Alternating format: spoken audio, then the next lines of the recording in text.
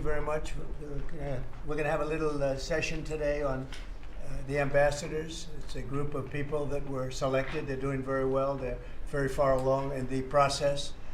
And they're going to each introduce themselves and talk about the country that they're going to. They might say a little bit about themselves also, because people are very interested in that.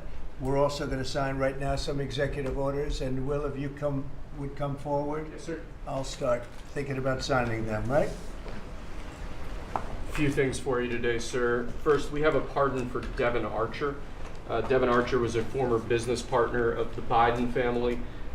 He's was prosecuted relating to a fraud investigation, but notably the tone and tenor of that prosecution changed dramatically after he began to cooperate with congressional investigators and serve as a witness against Hunter Biden and the Biden family. We believe that was an injustice, and therefore we're asking you to pardon him. And many people have asked me to do this. I think he was treated very unfairly. And I looked at the records, studied the records, and he was a victim of a crime, as far as I'm concerned. So we're going to undo that.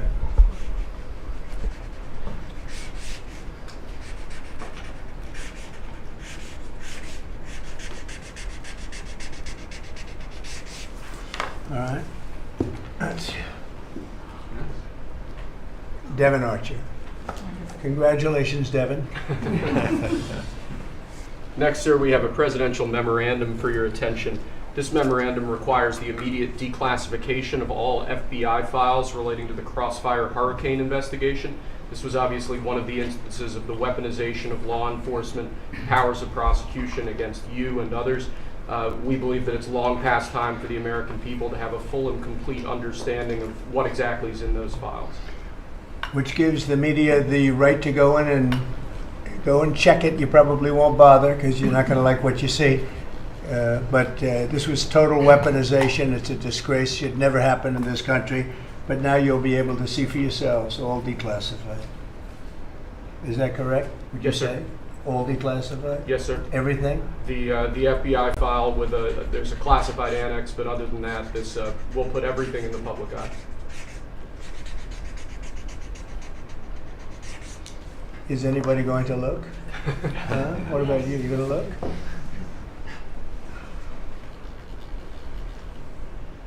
And frankly, the FBI should be ashamed of themselves, and so should the Department of Justice, and so should Biden. Okay? Next, sir, we have an executive order for your attention. We've taken action against a number of law firms that have participated either in the weaponization of government, the weaponization of the legal system for political ends, or have otherwise engaged in illegal or inappropriate activities. The law firm of Jenner and Block is one of these law firms. This is a law firm that, as you know, employed Andrew Weissman after he came off of the Mueller investigation. It's a law firm that's engaged in invidious racially and sexually discriminatory practices. It's also a law firm that has participated in the weaponization of the legal system against American principles and values, and we believe that the measures in this executive order will help correct that. And Andrew Weissman is the main culprit? He's certainly... With respect to this firm? He is one of a number of reasons that we believe this executive order is warranted. He's a bad guy.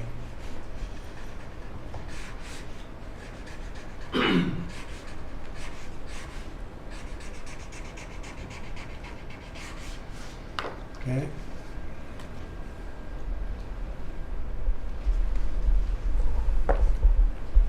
Next, sir, we have an executive order for your attention relating actually to government payments. Historically, checks issued by the Treasury are, I believe, 14 times more likely to become the subject of fraud than electronic transfer payments.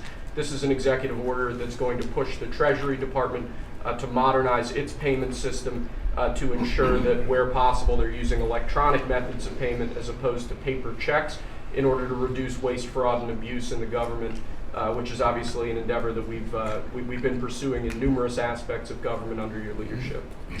It's basically modernization of equipment and methods, and it's something that really I think he's going to be a great Secretary of the Treasury wanted, Scott, and so we're doing this, and we have other modernization programs going on. We could let somebody else, whoever's next, whoever that may be, do it, but it's something that should have been done 25, 30 years ago.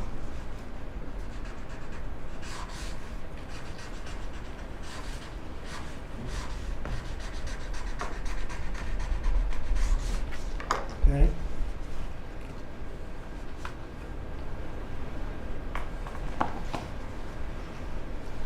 Along similar lines, sir, this is an executive order.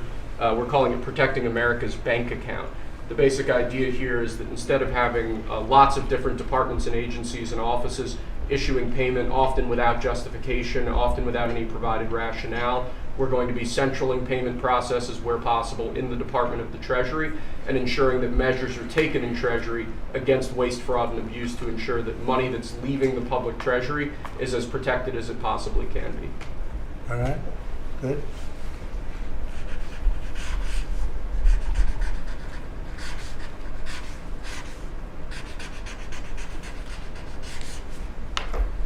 Many of these things should have taken place decades ago or longer. Lastly, sir, we have an executive order for your attention on the very important subject of election integrity. We believe that this executive order is the farthest reaching executive action taken in the history of the Republic to secure our elections. Among numerous other aspects of this executive order, this is going to cut down on illegal immigrants on the voter rolls, ensure that the Department of Homeland Security and the data that they have available is being fully weaponized to ensure that illegal immigrants aren't voting. This will include a citizenship question on the federal voting form for the first time.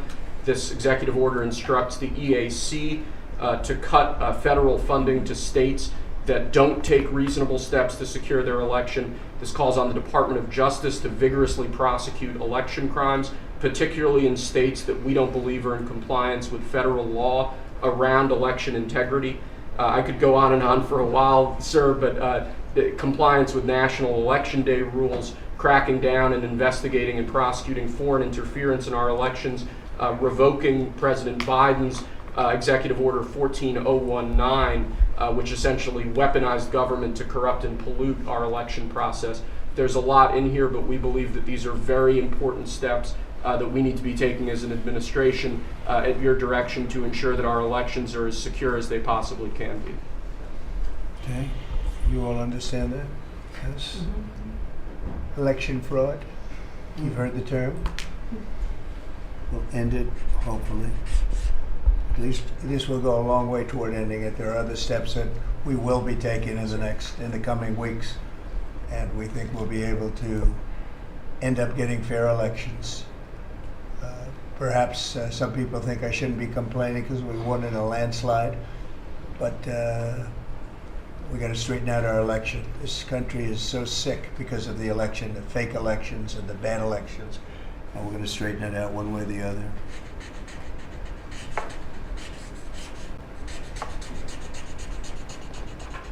And it's an honor to sign this one. To sign all of them, but to sign this one is a great honor.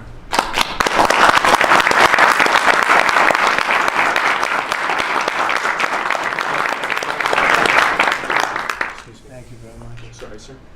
So we're going to go around the room a little bit quickly, and we're going to introduce these very outstanding people. They've had, in all cases, outstanding careers. They're very incredible people that are going along as rapidly as the system can go along. We're ahead of, I guess, anybody else thus far. So I want to thank John Thune. He's done a very good job, and the whole Senate. We're being delayed as much as possible by Democrats, but that's standard. It gets to be just standard. But the process is moving along very quickly. So, Sergio, just say hello, and then we'll introduce everybody. Absolutely. Sergio Gorham, Director of Presidential Personnel. It's been an absolute pleasure again to know every one of you every step this way. As the President said, we're at a record pace. We have more nominees today from the Senate than at any previous point, over 70. And that's a record in 2 months. And we're proud of that. And we're determined to ensure the world has America First patriots in all of our posts. Charlie? Charles Kushner. I'm going to France and Monaco, and I'm proud to serve under the greatest president of our country. Very very proud to serve. Thank you. Thank you, Charlie. James Blair, honored to work here in the White House as Deputy Chief of Staff. And Mr. President, I think that all of these successful people would want to go serve the United States under your leadership as a testament to your vision and leadership. Thank you, James. I'm David Perdue. I'm going to the People's Republic of China. And it's my honor to represent President Trump, the people of America, and represent our interests and values in China. I'm Leah Campos. I'm going to represent the President in the Dominican Republic. Mr. President, thank you for the honor to serve you in the Dominican Republic. Thank you. Thank you. Mike Waltz, National Security Advisor. Look forward to working with every one of you on behalf of the President, his leadership, and the American Thanks, people. John Arrigo. I am going to the Republic of Portugal, and I'm very excited to do so and serve what I consider one of my closest friends and one of the best presidents this country has ever had. Thank you. Kevin Cabrera, nominated to be Ambassador to Panama. It truly is an honor, President, to be part of your administration. Thank you. Tom Barrack, nominee to the Republic of Turkey. Delighted and honored to be with you, Mr. President, in the host country, which is one of the most ancient in civilization, is in search for your peace, prosperity, and security program. Thank you. Good place. Mr. President. Good leader, too. Yeah, Mr. President, thank you. It's an honor. I'm Pete Hoekstra, you know that. But I am going to Canada. Ooh. I look forward to serving you in Canada and your agenda. And you do a great job. Thanks, Pete. Lon Johnson, sir. Thank you for the nomination to represent you and the United States to the United Mexican States. And I'm really encouraged by some of the conversations you've had with President Sheinbaum recently and to the increase in support that we've seen of her government along our border on the important issues. So thank you, sir. They have stepped it up a lot, Yes, sir. Mexico and Canada, so see how it works, right? Yes, sir. Thanks. Matt Whitaker from Des Moines, Iowa. I'm proud to, as soon as I'm confirmed, go represent you at the North Atlantic Treaty Organization. Thank you. George Glass, on my way to Japan. Previous administration, I served for you in Portugal. It is a great honor to be able to do this a second time. And thank you very for much. the opportunity. Thank you, George. President Trump, my name is Ken Howry. I'm your nominee to be Ambassador to the Kingdom of Denmark, a very close partner and ally. I served for you last time for the Kingdom of Sweden. I want to thank you for the faith you place in me as your nominee to Denmark. Thank you. Thank you very much. President Trump, thank you for the honor of a lifetime. My name is Stacey Feinberg, and hopefully I'll have the honor of serving in Luxembourg. And I think that this is the greatest presidency and the greatest time in history, and it's all because of you. Thank you very much. Nicole McGraw, nominated to serve in Croatia, and it's such an honor to be here with you today and to serve you and the American people. Thank you. Thank you very much. President Trump, thank you very much for your nomination to the Republic of Chile. And let me tell you, Border Patrol agents are so thankful for everything that you've done for them. But That man knows more about the border than anybody. I'm going to tell you. Thank you. President's a great honor. Thank you. Thanks, man. Good luck. Mr. President, Brian Birch, if I'm confirmed, I'll be representing you at the Holy See. And Catholics are very proud of your work. Your team is doing an excellent job, so thank you. Very honored to serve. Thank you very much. Mr. President, thank you again for the honor, the greatest privilege. My name is Summers Farkas. I will serve this great man at the Republic of Malta. Thank you, sir. Thank you, Mr. President. Joe Popolo from Dallas, Texas. Very proud to serve you at the Kingdom of the Netherlands, the very first country to recognize the United States 250 years ago. Thank you. Thank you. Mr. President, if I'm confirmed, I will be representing you in the state of Israel. It will be an extraordinary honor, and you've done more for Israel than any president in any time of its history, and we are grateful. And I'm hoping I'll get to be there by Passover. Thank you, Mike. And Mike is an outstanding guy. They all are. Mike, I think he's going to do wonders for Israel. He actually probably gets along with both sides, and that'll be interesting to see. But the world is watching you, Mike, so good luck. Thank you, Mr. President. Good luck. You're going to do well. Thank you very much. Mr. President, thank you for this great honor to serve the Republic of Italy and San Marino. I'm so looking forward to going over there and working with that great ally, and for the pleasure to serve you. Your staff has been great working with us and have done a great job, and we really appreciate them. Thank you, sir, for pushing this along. And have a good time. A really good time. I'm Warren Stevens from Little Rock, Arkansas, and I have the honor to represent the President and the United States in Great Britain and Northern Ireland, and to be chosen to go to such an important ally of ours is, I know, sort of looking forward to it, but thank you for the honor. You're going to do fantastically. These are tremendously successful people, and you two guys, and then you add on Mike. I think they have a little more money than Mike, but he's got some other advantages. He's got some other, like upstairs, he's got some big advantages. Yeah, he does. It's very exciting. It's really exciting to have all of you. Would you have any questions, media, for the people that you just saw? So outstanding, and I thought it would be nice to bring them before you. And so if you have any questions, please. Well, I wanted to ask about the talks in Saudi Arabia. It sounds like you made some progress on a Black Sea ceasefire. Yeah. Could you update us on that? What happens now? So we've made a lot of progress on two fronts, on both sections that we call them sections, but they're much more than that, Russia, Ukraine, and also the Middle East, and we'll see what happens. We're in deep discussions with Russia and Ukraine, and I would say it's going well, but it's a situation we should have never had to even think about, should have never happened. And on the Middle East, that's been going on for a lot of years, centuries and centuries. It just keeps going, and we are making a lot of progress. So that's all I can report. But some very, very big talks are going, and detailed talks are going on right now on both fronts.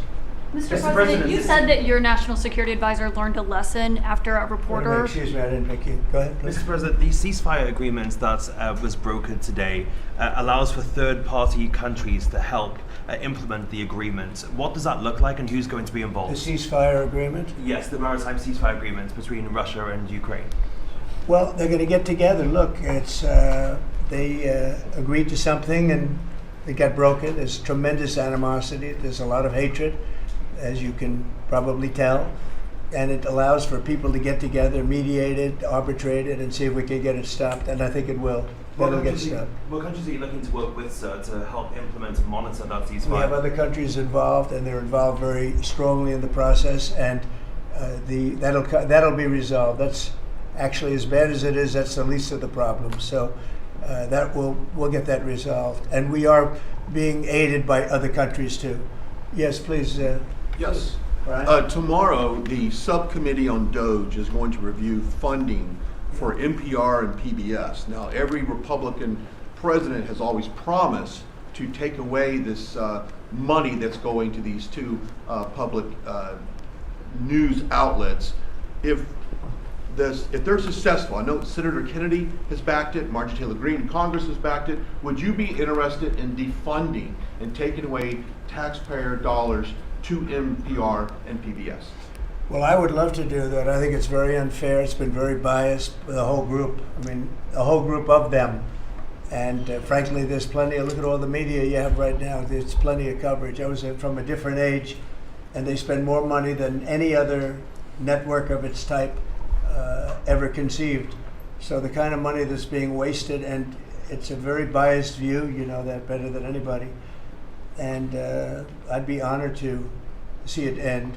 We're well covered. Look at all the people that we have here today. We're well covered, and we don't need it, and it's a waste of money, especially. I don't even know what DOJ's recommendation is. I assume their recommendation is to close them up. Well, after they hear all the testimony, I think they're going to make a decision relatively sooner than later. Yeah. But we'll see what that turns out. I can't imagine that they wouldn't, because they have found so much waste, fraud, and abuse, hundreds of billions of dollars, and just waste, fraud, abuse. You heard yesterday some of the new things that were found. 22 billion just in environment. Billion. You know, if you had 22 million, Warren, it would be nice, but 22 billion put into environmental accounts. One was 2 billion into one account, Stacey Abrams, where they had $100 in the account. And just before I came in, they put $2 billion. And you guys are looking, so you mean 2 million or maybe 200,000? No, $2 billion were put in the account. What do you think of that, Mike? Do you think that's a straight deal? 2 billion? Just write me the check, Mr. President. Take me to Israel. It's a horrible thing, and we have so many of those things. So they've done an incredible job, and the country wants to hear it. I think Doge is actually very popular because of what's happening. They're hearing about all of these scams and for big money, tremendous amount. And when you add it up, just hundreds of billions of dollars being wasted, and much of it's fraud. You know, we talk about waste, and it is waste and abuse, but a lot of it's fraud. Can I follow up on something? Yeah, go ahead, Brian. I just want to follow up on that. If Planned Parenthood is defunded, would you look into the harvesting of baby organs that they've done throughout the years and maybe go after some criminal prosecution on that? Well, I think you're talking about a subject that is a heated subject, and we'll look into it. We're going to look into everything, but that's certainly a subject that's been debated for a long time, and we will look into it, yeah. Mr. President, some senators have expressed hope that the White House will support a rescission package to codify some of the Doge cuts into law. Where does the White House stand on that? And are you making progress? Which package? A rescission package to codify some of the Doge cuts into law. You know what? It would be great. I think we're going to do that. I think they're going to do it. I think we're also going to be codifying a lot of the executive orders that we've done, which have been very popular. And we're looking at one, I will tell you right now, that I think perhaps will be controversial, but not with the people, and that's sanctuary cities. We're going to end sanctuary cities for some of these jurisdictions that aren't cooperating with law enforcement. They're guarding criminals. They're taking the rights away from the citizens of this state and their city. And we're going to be ending sanctuary cities if we find it necessary to do in certain major areas, and we may just end the entire thing altogether because it's just a way of protecting criminals, and nobody else is benefited by that. And for some reason, Democrats want to keep and they want to shield criminals from being sent back to their countries or being sent to prison. And in the meantime, the crime rate has gone through the roof. Under Biden, it was through the roof. It's starting to come down, but we're taking a lot of people out of here. So we may be presenting you very shortly with a executive order ending sanctuary cities. Mr. President, are you going to change any of the practices that your national security officials used after a reporter was inadvertently added to a group chat about attacks on Yemen? Well, I think it's a question I've been asked now, and I've given a few answers, and they've all been the same. We have an amazing group. Our national security now is stronger than it's ever been. We have had a very successful, numerous attacks on that area. These are people that shoot down ships, not only our ships, ships all over the world. They're shooting down right out of the water and damaging them badly, or they're going down. They're also shooting anything that happens to be flying in the area. We hit them very hard. There was no classified information, as I understand it. They used a app, if you want to call it an app, that a lot of people use, a lot of people in government use, a lot of people in the media use. And I think I'll ask Mike. Mike is here. Do you want to respond to that, please? Yes, Mr. President. You asked about lessons. I think there's a lot of journalists in this city who have made big names for themselves, making up lies about this president, whether it's the Russia hoax or making up lies about Gold Star families. And this one in particular, I've never met, don't know, never communicated with, and we are looking into and reviewing how the heck he got into this room. But I'll tell you what, the world owes President Trump a favor. Under Biden, global shipping was shut down. Pinprick attacks, months between them, our destroyers being fired upon dozens of times. President Trump took decisive action with his national security team, took out the head missileer, knocked out missiles, knocked out headquarters, knocked out communication sites. And for once, as we hear, as you all hear from every one of our allies, thank God for American leadership again. Thank God for American strength. You're welcome, world. And look, we had a national security team that was coordinating these efforts. As Director Radcliffe testified today, his first day on the job, he was introduced to this app on his government systems at the CIA and at the State Department and otherwise. So look, this journalist, Mr. President, wants the world talking about more hoaxes in this kind of nonsense rather than the freedom that you're enabling. And a key part of our sovereignty is open sea lanes and knocking the crap out of terrorists, which is exactly what your team and Pete Hegseth, a good friend and fellow veteran, is leading the charge on, and it's an honor. We had a very, very successful, we had a very, very successful evening, and we've had numerous successful evenings and days in that area. The Houthis are absolutely on the run. The worst of them has been killed. This should have been done a long time ago by Biden, but Biden was an incompetent president. He couldn't do anything. He didn't know where he was going. He had no clue. This guy had no clue. This should have been done a long time ago. As they shoot missiles at ships, randomly shoot missiles at ships, and they make their own missiles. You know, this is not an incompetent group of people. They make their own missiles. They get the missiles also from Iran. It's an offshoot of Iran, another offshoot. You have Hamas, you have Hezbollah, you have the Houthis. You got a lot of stuff going on with Iran. And we sent a letter to Iran. You're going to have to be speaking to us one way or the other pretty soon, because we can't let this happen. But that's an app that a lot of people use, and somebody got on. I mean, I happen to know the guy's a total sleazebag. The Atlantic is a failed magazine. Does very, very poorly. Nobody gives a damn about it. This gives it a little bit of a shot. And I will tell you this, that they've made up more stories, and they're just a failing magazine. The public understands that. He's a very good man. That man is a very good man right there that you criticize so strongly. Did he make a mistake? He's a very good man, and he will continue to do a good job. In addition to him, we had very good people in that meeting, and those people have done a very, very effective job, and you're going to see it. And it goes on, by the way. It's going to go on. And I think the Houthis wish that it didn't happen, but that's what it's all about. We have to create a safe country, a safe world, and that's what we're doing. Do you think national security was put at risk, Mr. President? Of senior officials using Signal Do I moving plan to forward? ban who? The use of Signal to communicate from senior officials. Well, I don't know I don't know anything about Signal. I wasn't involved in this, but I just heard about it. And I hear it's used by a lot of groups. It's used by the media a lot. It's used by a lot of the military, and I think successfully. But sometimes somebody can get onto those things. That's one of the prices you pay when you're not sitting in the situation room with no phones on, which is always the best, frankly. But the best is to be there. In fact, oftentimes I've been in fact, just last week I was in the situation room with something very important, and we had a couple of people hooked up by line, and I said, cancel the line. Sorry, fellas, what you do is we'll tell you all about the meeting, because I know people do get on those lines, whether it's Signal or anything else. Yeah. So are you going to change any procedures as a result of this? Well, I mean, look, we look at everything, and they've made a big deal out of this because we've had 2 perfect months. We are bringing in business. We have another one announced tomorrow, a big one, very big.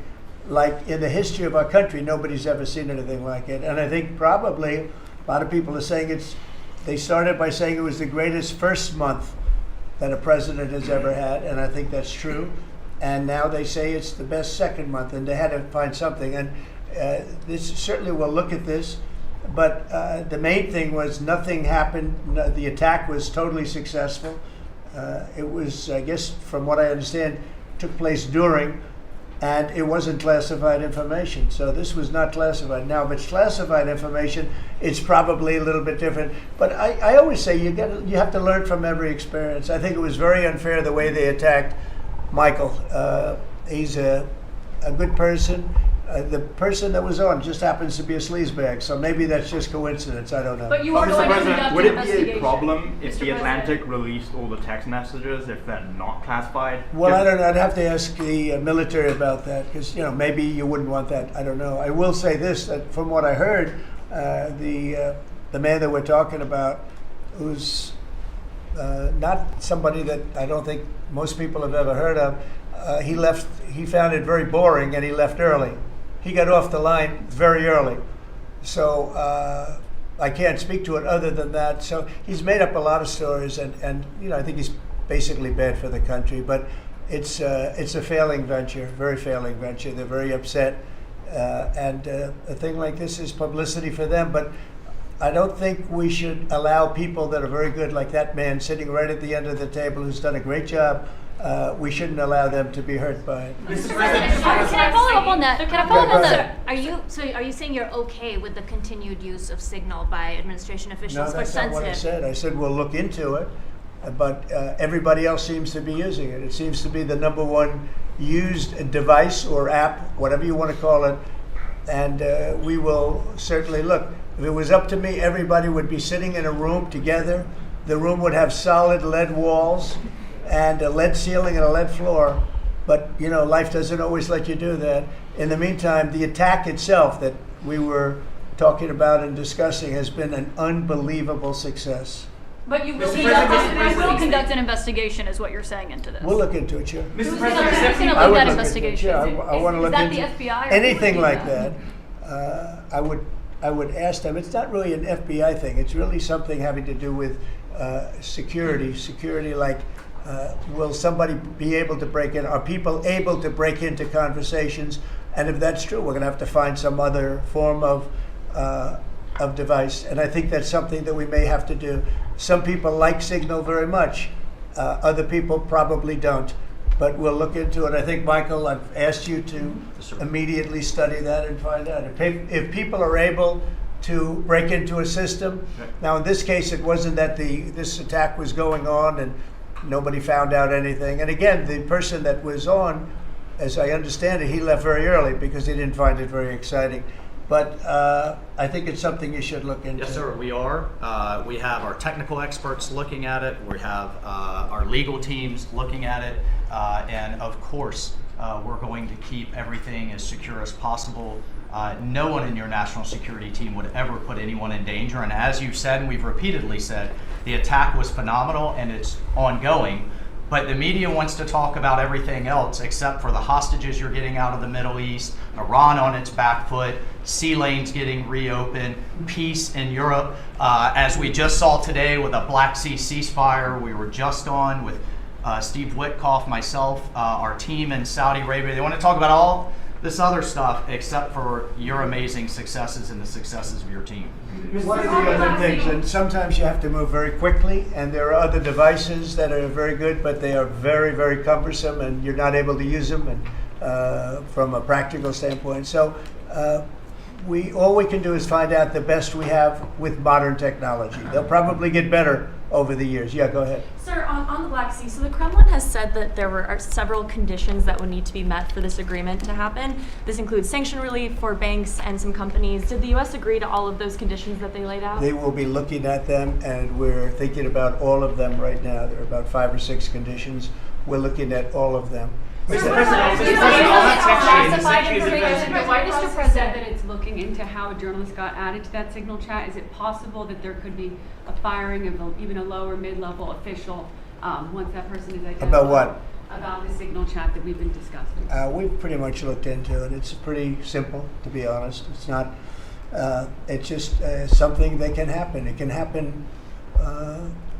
You can even prepare for it. It can happen.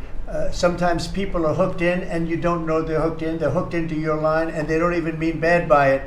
But it's not a perfect technology. There is no perfect technology. The really good ones are very cumbersome, very hard to access. And I think we're going to look at, we always want to use the best technology. This was the best technology for the moment. But again, it wasn't classified, so they probably viewed it as being something that wasn't that important. And it obviously, with the attack being, I mean, I don't know if it's been read out to you yet, but that attack was a tremendous success for the U.S., a tremendous success. Who said the information was not classified? Do you think that Mike Waltz made a mistake, and does he need to apologize? No, I don't think he should apologize. I think he's doing his best. It's equipment and technology that's not perfect, and probably he won't be using it again, at least not in the very near future. What do you think? Yes, sir. I agree with you. Let's get everybody in the room whenever possible.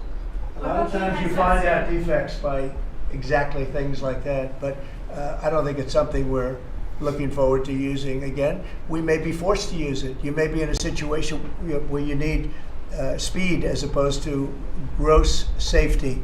and you may be forced to use it, but generally speaking, I think we probably won't be using it very much. Mr. President, the Secretary of Defense, on that chain, the Secretary of Defense, Pete Hegseth, and J.D. Vance, the Vice President, said that the Europeans were freeloading. Do you agree with that assessment?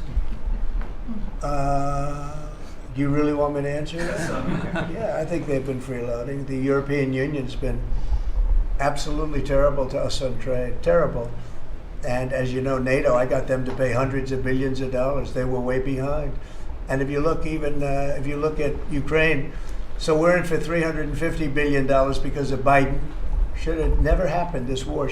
All these dead people should not be dead. All these broken cities that are demolished down to the ground, those gorgeous towers, the most beautiful in the world, the most beautiful spires in the world. The spires in Ukraine were said to be the most beautiful of all.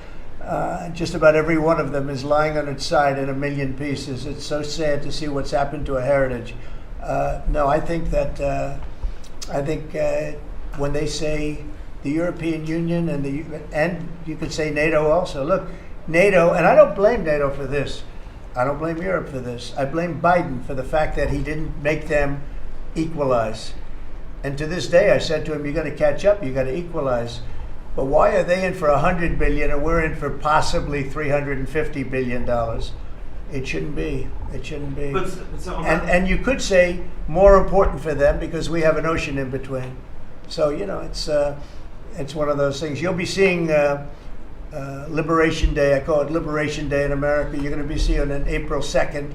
Didn't want to do it on April 1st for the obvious reason, April 2nd. But you'll be seeing tariffs, and I think I've been very fair. I have them set, but I think I've been very fair to countries that have really abused us economically for many, many decades. Mr. President, who told you that information was not classified? Which of your national security advisors Just told you following that? up on your comments on the economy, there is reporting that consumer confidence fell for the fourth straight month. What is your message to Americans who are concerned about Well, I know terrorism? this, that for the first time in like 50 years, right track, wrong track, we were on the right track. And I think people see that. And if you look at prices, prices are way down. You know, when I first came here, the first time I met with you people officially, they were screaming at me about eggs. I said, I've been here for a week and I'm being yelled at about eggs. Egg prices have come down 45, 50% in the last week and a half. And our Secretary of Agriculture has done a great job, as you know, Brooke. She's done a fantastic job, and others working with her have done a great job. But we brought eggs down at a level that nobody thought we could get at. I inherited that situation, and I inherited a grocery situation. The groceries went way up, an old-fashioned word, but it's a very descriptive word. Groceries have gone through the roof. And I used to campaign on it. I used to say, we're going to get groceries down, and we have got it down. I watched a certain newscast over the weekend, and a congressman, Democrat congressman, said, well, Trump's done a lot, I agree. He's been great on the border, he's been great on the military, but you know, he hasn't brought prices down. That's false. Gasoline's way down. Eggs are way down. Groceries are down, very substantially, but down. Almost everything's down. Now, I'd like to see interest rates come down a little bit, and you're going to see billions of dollars, even trillions of dollars coming into our country very soon in the form of tariffs, because we were abused by presidents that, frankly, in all fairness, it wasn't their expertise, but they had no idea what they were doing. Mr. President, you say tariffs will create more jobs here in America. Oh, so yeah, sure. Which I states? agree. It'll create a lot of money and more jobs. But if you look, so in the last, these gentlemen would know about it, and ladies, because some of the ladies are great businessmen in this room that are becoming ambassadors. Great, really great, top of the line. When you look at the number of companies that have said, like we're close to, I would say close to $4 trillion.